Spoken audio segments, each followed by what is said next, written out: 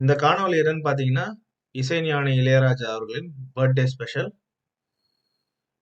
இளையராஜா அவர்களோட சாதனை வந்து அவர் இசையமைச்ச 1500 திரைப்படங்கள் அல்ல, பல லட்சக்கணக்கான பாடல்களும் அல்ல. அதாவது அதெல்லாம் வந்து அவரோட ருட்டீன் சாதனைகள். ஒவ்வொரு படத்திற்கும் ஒவ்வொரு தனிப்பட்ட இசை உலகத்தை உருவாக்குனது தான் இசைஞானி அவர்களுடைய மாபெரும் சாதனைன்றது எனது கூற்று.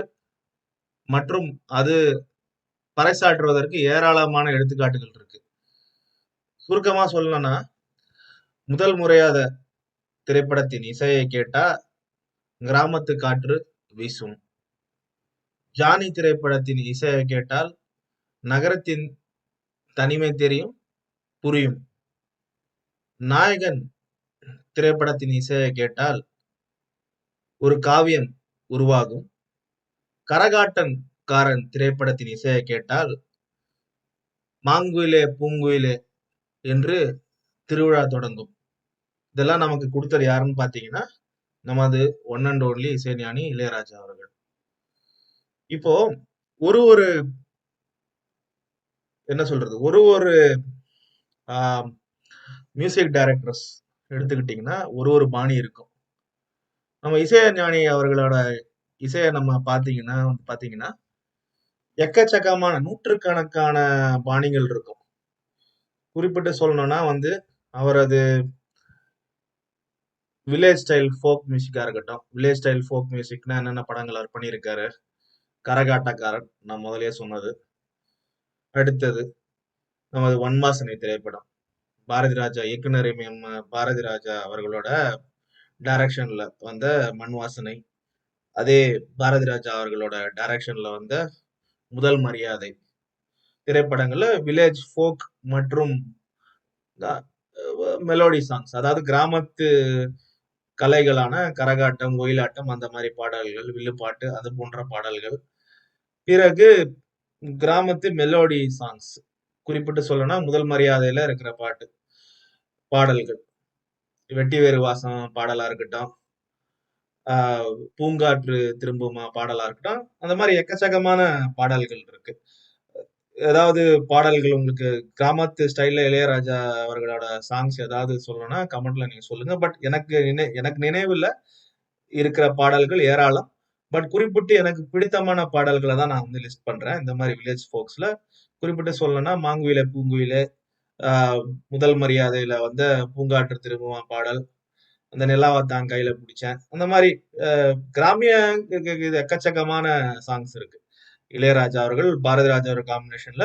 பட் நீங்க வந்து இதுல பதிவு பண்ணலாம். பிறகு வெஸ்டர்ன் கிளாசிக்கல் பாடல்கள் இளையராஜா அவர்களோட ஸ்டைல்ஸ், அதுலயுமே அவரு வந்து வெற்றி கண்டிருக்காரு, கோல் ஓட்டிருக்காரு.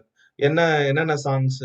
மூடு பனி திரைப்படத்துல நம்மால் யாராலையும் மறக்க முடியாத மூடு பனி திரைப்படம், எண்ணிலிய பொன்னிலாவே 1980ஆம் ஆண்டு பாலு மகேந்திரா அவர்கள் இயக்கத்துல உருவான மூடு பனி சினிமாவோட வெஸ்டர்ன் கிளாசிக்கல் பாடல்கள்.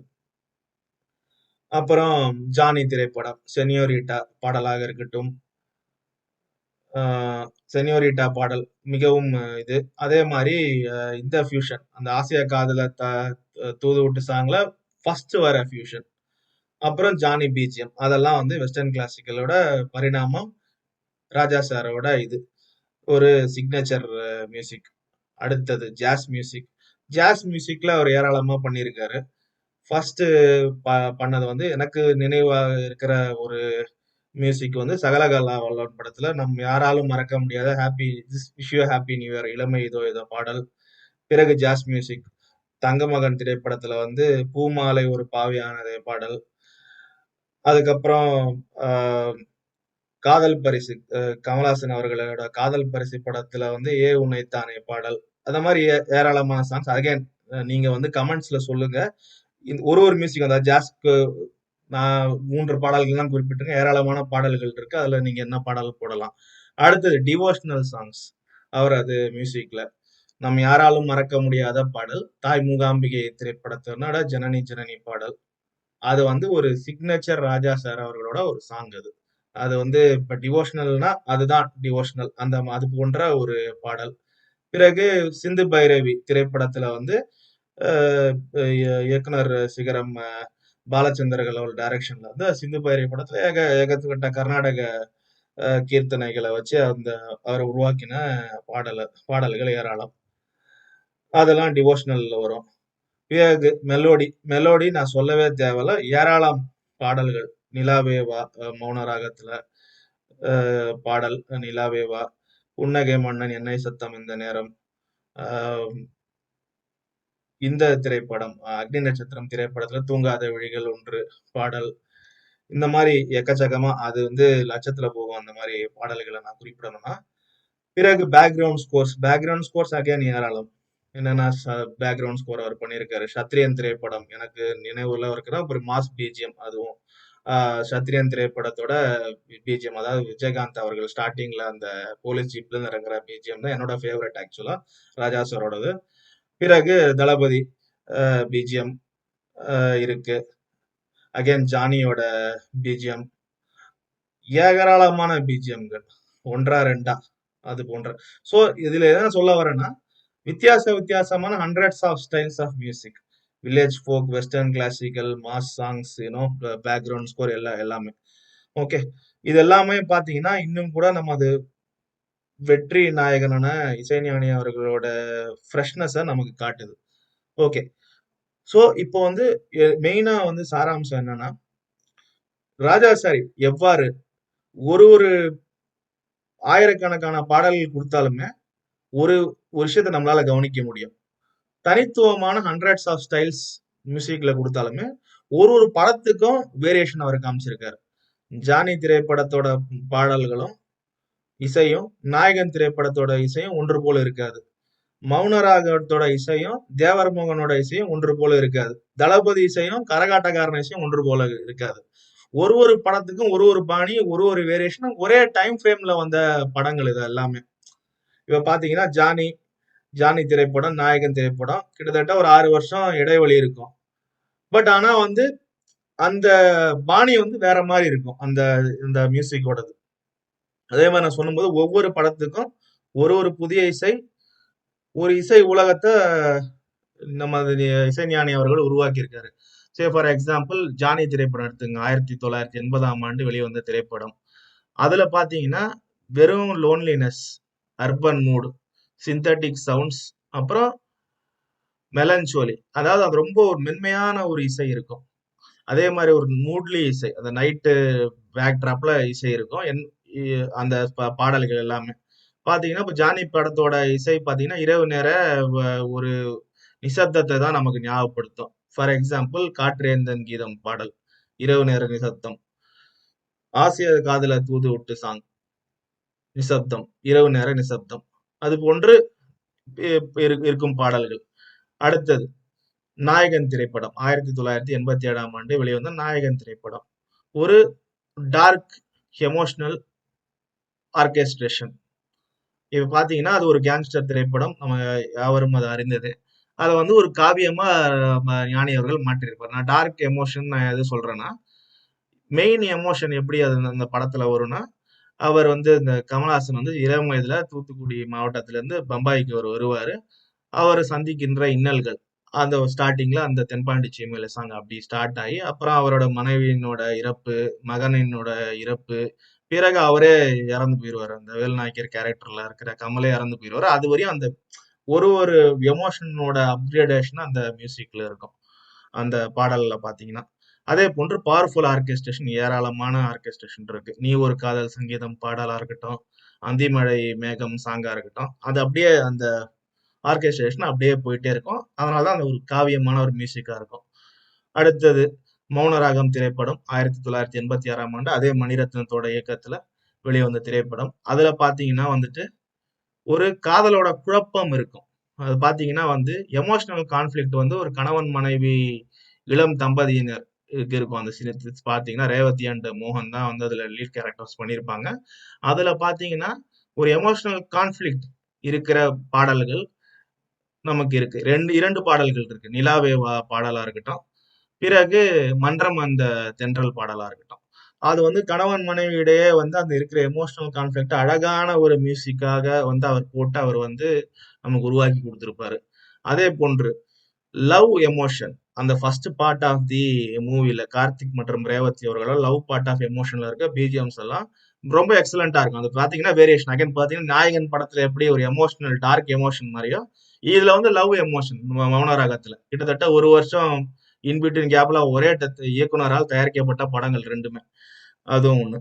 அடுத்தது நமது தளபதி திரைப்படம். தளபதி திரைப்படத்துல எப்படி இருக்கும்? எபிக் ஸ்கேல் ஆஃப் ஃப்ரெண்ட்ஷிப், காட்டுக்குள்ளே மனசு பாடல், பிறகு ஜாலி மோட் சாங், ராக்கம்மா கைத்தட்டு. அதாவது ராக்கம்மா கைத்தட்டு பாடல் வந்து பாடல் ஆஃப் த செஞ்சுரின்னு பேர் வாங்கினது அந்த காலகட்டத்துல. சோ அது பாத்தீங்கன்னா இது அதே போன்று ஹீரோயிசம். ஹீரோயிசம் வந்து அந்த படம் ஃபுல்லா ஹீரோயிசம் இருக்கிறதுக்கான அந்த பேக்ரவுண்ட் ஸ்கோர். பிறகு சுந்தரி கண்ணால் ஒரு சேதி. அகைன் அந்த பாடல் வந்து ரொம்ப எக்ஸலண்டான ஒரு பிக்சரைசேஷன், எக்ஸலண்டான ஒரு மியூசிக் என்னதான் இருந்தாலுமே கூட கிளாசிக்கலா பிஜிஎம் வேரியேஷன்ஸ் ரொம்ப அருமையா இருக்கும். அதாவது பாத்தீங்கன்னா தளபதியோட பின்னணி இசை இன்று வரை பல திரைப்படங்களுக்கு ஒரு இன்ஸ்பிரேஷன். அதான் அளவுகோல். அந்த அந்த பெஞ்ச்மார்க்கை வச்சுதான் பல திரைப்படங்களோட மியூசிக் இன்னி வரையும் நடந்துகிட்டு இருக்குன்னு சொன்னா அது மிகையாகாது. அடுத்தது கரகாட்டக்காரன் திரைப்படம் 1989ஆம் ஆண்டு கங்கை அமரன் அவர்கள் இயக்கத்துல வெளியான கரகாட்டக்காரன். அதுல பாத்தீங்கன்னா வில்லேஜ் ஃபோக் மியூசிக் பியூர்லி பாத்தீங்கன்னா கரகாட்டனோட இசையை கேட்டா வந்து கிராமத்து திருவிழாவோ ஒரு கண்ணை மூடி நம்ம கரகாட்டக்காரனோட பாடல்களை கேட்டா நம்ம அந்த கிராமிய வாழ்க்கைக்கு நம்ம திருப்பி போயிடுவோம். குறிப்பிட்டு சொல்லணும்னா மாங்குயிலே பூங்குயிலே பாடல் நம்ம யாராலும் மறக்க முடியாத ஒரு பாடல் அது. அந்த திருவிழால வந்து இப்ப கிராமத்து சூப்பர் ஸ்டார் ராமராஜன் அவர்களோட பாவனையில வரக்கூடிய ஒரு பாடல் ரொம்ப அருமையான இருக்கும். அதே மாதிரி நேட்டிவ் ரிதம்ஸ் நிறைய இருக்கும். எஸ்பெஷலி அந்த முதல் பாடல், அந்த டைட்டில் சாங் பாட்டாலே புத்தி சொன்னான் பாடல் பாத்தீங்கன்னா அது ரொம்ப நேட்டிவ் ரிதம்ல ரொம்ப அருமையான ஒரு ஒரு மெலோடி அண்ட் ஒரு எமோஷனல் ஒரு இது இருக்கும், டச் இருக்கும் அந்த பாடல்ல. பிறகு கிளைமேக்ஸ் சாங் மாரியம்மா மாரியம்மா பாடல், அதுல வந்து அந்த நேட்டிவிட்டியோட ஒரு ஹை அண்ட் எமோஷன், ஒரு ஒரு சாமி வந்து நாமளே ஆடுற அளவுக்கு வந்து ஒரு ஒரு ரிதம், அந்த நேட்டிவ் ரிதம் அந்த பாடல்ல நம்ம காணப்பெறலாம். அதே போன்று தேவர் மகனும் கூட ஒரு ரூரல் ரூட்ஸ், கிராமத்திய இசை, அதை வந்து ராஜா சார் அவர்கள் உணர்த்திருப்பார் எக்ஸலண்டா. குறிப்பிட்டு சொல்லணும்னா இஞ்சி இடுப்பழகி சாங், ஒரு கிராமிய தம்பதியர்கள் எவ்வாறு வந்து அந்த காதலை வெளிப்படுத்துறாங்க, அவங்களோட எமோஷன்ஸை இது பண்றாங்கன்றது அருமையான ஒரு கேப்சரா இருக்குது இந்த இஞ்சி இடுப்பழகி பாடல் ஒன்று. பிறகு எமோஷனலான அதுக்கு முந்தி வர பாடல் வந்து மாசரு பொண்ணே வருக, அந்த பாடல்ல வந்து கமலஹாசன் ரேவதி அவர்களோட திருமணம் நடைபெறும். யாராலையும் அது சற்று எதிர்பார்த்திருக்க மாட்டாங்க. சினிமாவோட சுச்சுவேஷன் அந்த மாதிரி இருக்கும். அதுல வந்து அவங்க எப்படி வந்து அவங்க ஒருத்தங்க அக்செப்ட் பண்ணிக்கிறாங்க அந்த திருமண பந்தத்துலன்னு சொல்றத, அந்த ஒரு ஒரு ஒரு பெருமிதத்தை வந்து அந்த பாடல்ல வந்து அவங்க ஒரு வில்லேஜா வாழ்த்துற மாதிரி அதை வந்து அருமையா வந்து அதை இசையமைச்சிருப்பார் நம்ம இசைஞானி அவர்கள். ஸோ இப்ப பாத்தீங்கன்னா இந்த இந்த இந்த கம்போசரோட வந்து மெயின் இது பாத்தீங்கன்னு வச்சுக்கோங்களேன், பல இசையமைப்பாளர்கள் நமது தமிழ் சினிமா இண்டஸ்ட்ரியில வந்து வெற்றி பெற்றிருக்காங்க, கோல் ஓட்டிருக்காங்க. ஆனா தனித்துவமா பாத்தீங்கன்னா இசைஞானி அவர்கள் அந்த இசை மூலியமா அவர் இசையமைச்ச படங்கள் எல்லாத்துக்குமே ஒரு ஆன்மா கொடுத்திருக்கிறார். அதனாலதான் 50 ஆண்டுகள் கடந்தும் அவரது இசை பழையதாகவில்லை. பழமை என்ற இசையே அவரோட பாணியில கிடையாது. அவரது இசை என்றென்றும் புதுமையே, ஏனெனில் அது வெறும் இசை அல்ல, அது நமது வாழ்வின் பின்னணி இசை என்று கூறினால் அது மிகையாகாது. இத்துடன் இந்த காணொளி நிறைவு பெறுகிறது. அதாவது நான் நிறைய பாடல்கள் வந்து நான் மிஸ் பண்ணியிருக்கேன். அந்த பாடல்கள் என்னென்ன இசைஞானி அவர்கள் பாடல்கள் உங்களுக்கு பிடிக்கின்றத கமெண்ட் செக்ஷன்ல சொல்லுங்க. எனது காணொளிகள் உங்களுக்கு பிடித்திருந்தால் லைக், ஷேர் மற்றும் சப்ஸ்கிரைப் செய்யுங்கள். நன்றி, வணக்கம்.